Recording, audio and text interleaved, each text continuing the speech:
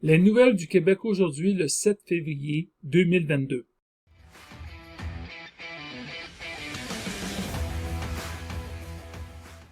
En manchette aujourd'hui, le combat des camionneurs se poursuit toujours à Ottawa. Bombardier crée 500 emplois à Montréal. Le secteur aéronautique à Montréal et au Québec se porte très bien. Et une surprise dans le domaine aéronautique dans Chaudière-Appalaches. Salut groupe, aujourd'hui les camionneurs continuent toujours leur combat à Ottawa et ils sont présentement une centaine environ à Ottawa et qui manifestent contre les mesures sanitaires du gouvernement fédéral. Ils veulent également que les mesures non seulement soient complètement enlevées, mais que le gouvernement canadien de Justin Trudeau démissionne, ce qui n'arrivera pas, là. Mais disons que ils ont peut-être un élément intéressant à proposer dans le sens qu'ils veulent avoir plus de liberté. Alors ça va dépendre jusqu'à quel point qu'ils vont vouloir négocier. Cependant, le problème, c'est que aux États-Unis, et le Canada aussi a pris des engagements en disant que les personnes qui sont non vaccinées ne peuvent pas entrer aux États-Unis et vice-versa. Alors, faudrait que... je dis pas que c'est pas impossible, ça peut être possible, mais pour l'instant, le gouvernement canadien, faudrait qu'il négocie avec le gouvernement américain pour que les personnes qui sont non vaccinées, qui sont camionneurs, puissent traverser la frontière. Présentement, il y a 90% des camionneurs qui sont vaccinés. Il y en a seulement 10% qui ne le sont pas.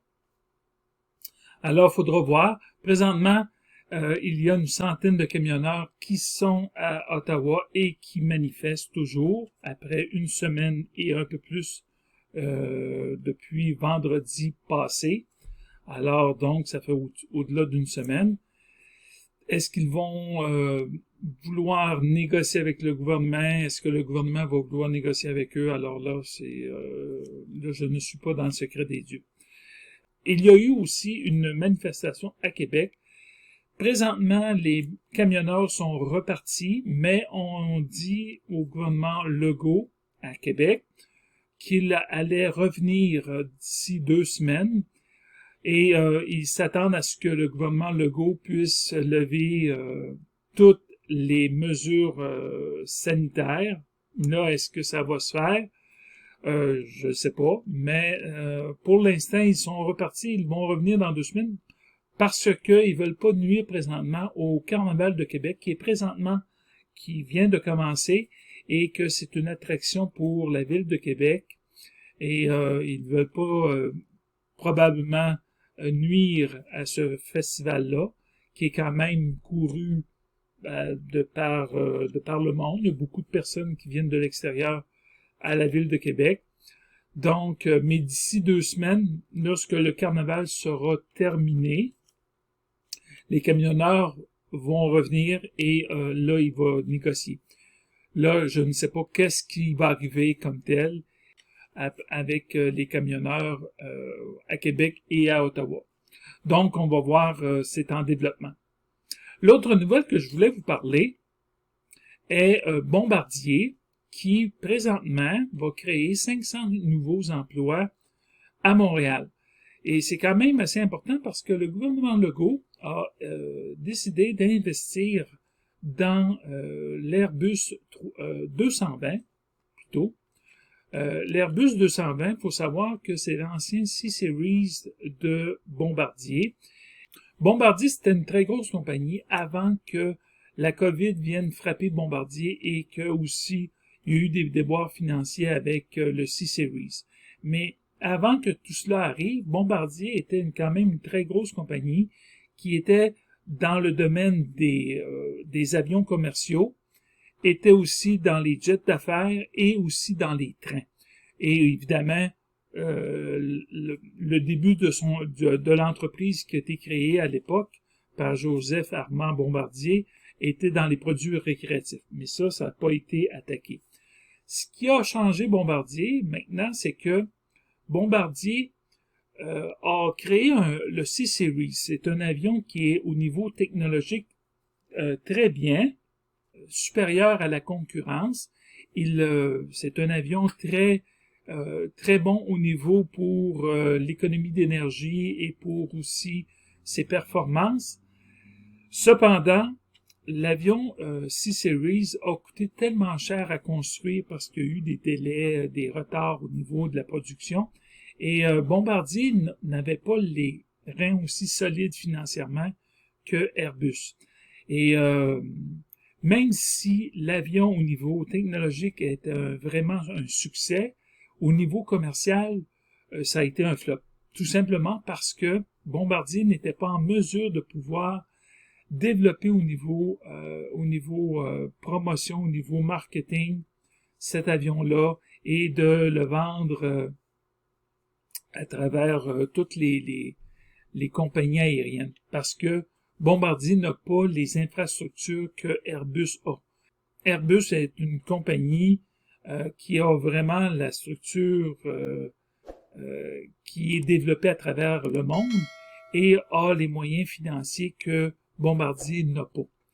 Alors, Airbus a repris le C-Series, qu'il a nommé maintenant le A220, et cet avion-là se vend très bien au niveau du carnet de commandes parce que il y a beaucoup de demandes pour ce A220 et Airbus et le gouvernement du Québec, en fait, le gouvernement du Québec a décidé de réinvestir, même s'il avait déjà investi 1 milliard US dans Bombardier à l'époque, qui ne vaut plus rien à peu près.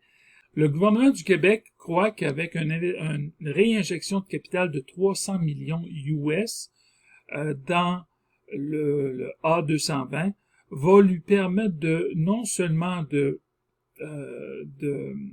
positionner les 2500 emplois et de les maintenir au niveau de Montréal et les garder, mais il croit qu'avec Airbus, ils vont pouvoir créer 500 nouveaux emplois dans le domaine de l'aviation à Montréal.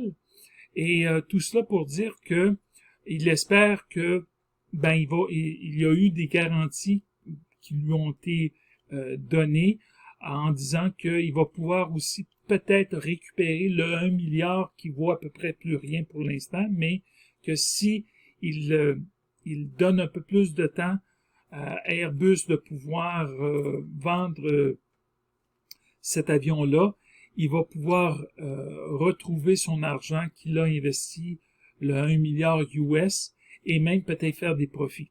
Cependant, ça va prendre un peu plus de temps que prévu pour retrouver cet argent-là, mais le gouvernement il est pas pressé et les 2500 emplois qu'ils vont maintenir à Montréal et ainsi que les 500 emplois qu'ils vont créer, le gouvernement croit que ça, c'est un bon marché pour Airbus et pour le gouvernement du Québec. Donc, Bombardier va créer 500 nouveaux emplois dans les prochains mois ou prochaines années. Là, je peux pas vous dire dans combien de temps cela va se faire. Mais ça va dépendre aussi des ventes du A220, mais le A220 se vend très bien à travers le monde. La troisième nouvelle que je voulais vous parler, c'est le secteur aéronautique à Montréal. Ce secteur-là rassemble environ 45 000 emplois à Montréal et un peu partout à travers le Québec. Parce que il y a beaucoup de fournisseurs des grosses compagnies à Montréal qui embauchent aussi. Et ce que je voulais vous dire, c'est que il n'y a pas juste Bombardier au Québec. Il y a aussi d'autres grosses entreprises qui emploient dans le secteur aéronautique, comme Pratt & Whitney dans le domaine des moteurs d'aviation. Il y a aussi Bell Textron qui fabrique aussi des hélicoptères. Et il y a aussi CAE qui est spécialisé dans le domaine des simulateurs d'avion. Mais CAE aussi, je pense, a développé aussi un secteur au niveau de la santé. Et là, je connais pas tout ce que CAE fait, mais ils diversifient aussi le produit. Et ce que je voulais vous dire, ça c'est peut-être les 4 grosses entreprises que je connais, mais il y en a plusieurs autres aussi, entreprises que je connais pas nécessairement ou qui me vient pas à l'idée aujourd'hui. Mais ce que je voulais vous dire, c'est que il y a beaucoup d'emplois dans le domaine aéronautique à Montréal, mais il n'y en a pas juste à Montréal aussi, mais aussi il y en a aussi au Québec.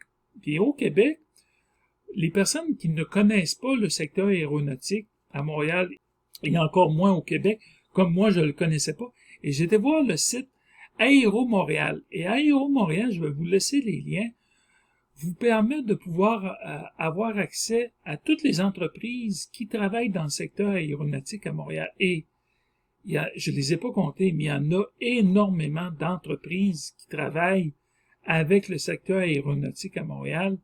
Et plusieurs entreprises sont dans la région de Montréal, mais il y en a d'autres aussi qui se trouvent aussi à l'extérieur de Montréal. Et j'en ai vu même une à Sherbrooke, j'en ai vu à Québec.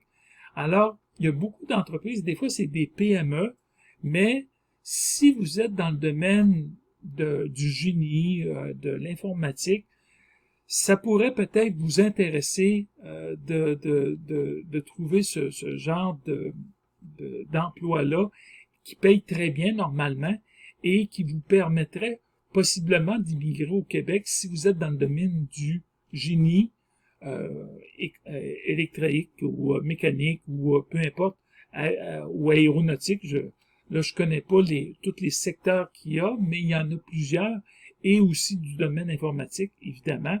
Mais possiblement, il y a aussi d'autres emplois qui sont connexes aussi, juste pour faire un avion. Là, ça va prendre des personnes, des menuisiers pour faire les bancs, pour faire après ça, des concepteurs pour faire les sièges. Donc, il y a beaucoup de travailleurs qui sont probablement spécialisés, je le conçois, mais il y en a d'autres qui sont pas nécessairement spécialisés et que vous pouvez peut-être appliquer comme chargé de projet ou si vous avez une expertise dans un domaine. Donc, ça serait peut-être intéressant de pouvoir trouver un emploi dans ce domaine-là. Et c'est très intéressant parce que c'est des emplois souvent qui sont très bien payés. La 4e nouvelle que je voulais vous parler, c'est de La Flamme Aéro. C'est une entreprise de Chaudière-Appalaches qui crée des hélicoptères, des mini-hélicoptères, qui sont pas aussi gros que, évidemment, les hélicoptères de format standard, mais c'est des plus petits hélicoptères, et ces hélicoptères-là ils sont téléguidés comme tels à distance. Je ne sais pas exactement dans quel but ça se fait, mais j'imagine que ça doit être un but qui est fort louable et puis que ça doit être pour peut-être atteindre des endroits qui sont difficiles d'accès et qui ne veulent pas mettre en péril peut-être une vie humaine. C'est peut-être pour cela que ça a été créé. Je sais que General Dynamics vient d'investir dans cette entreprise-là de Chaudière-Appalaches et je vous laisse le lien. Et ils ont aussi des emplois dans cette entreprise-là qu'ils demandent. Et j'en parle parce que je trouvais ça intéressant. C'est une entreprise qu'on ne connaît pas vraiment, que personne parle, et j'ai décidé de vous dévoiler. Alors, c'est une entreprise que je trouve intéressante à dévoiler. Et souvent, on n'en parle pas, on parle juste des plus gros, mais des fois, il y a des petites entreprises. Et cette entreprise-là se trouve près de Thetford Mines, à 1 heure de Québec environ. Thetford Mines à 1 heure de Québec. Donc, c'est environ 1 heure et quart de Québec. Et de la ville de Québec que je parle, cette entreprise-là est en plein développement et ça fait longtemps. Je connais personnellement, j'ai rencontré le propriétaire de cette entreprise-là. C'est une belle entreprise. Elle a vécu des moments difficiles, mais le propriétaire, le fondateur, le créateur de cette entreprise-là, c'est lui qui l'a, Monsieur Laflamme, c'est lui qui l'a créé, qui l'a inventé comme tel. Et je trouve qu'il y a il a mis énormément d'énergie là-dessus et ça vaut la peine de parler d'un inventeur qui a créé ce genre d'hélicoptère-là. Alors, je vous laisse le lien sous cette vidéo. Pour aujourd'hui, c'est tout. On se revoit la semaine prochaine dans une prochaine vidéo sur les nouvelles du Québec. Sur ce, ciao, bye bye!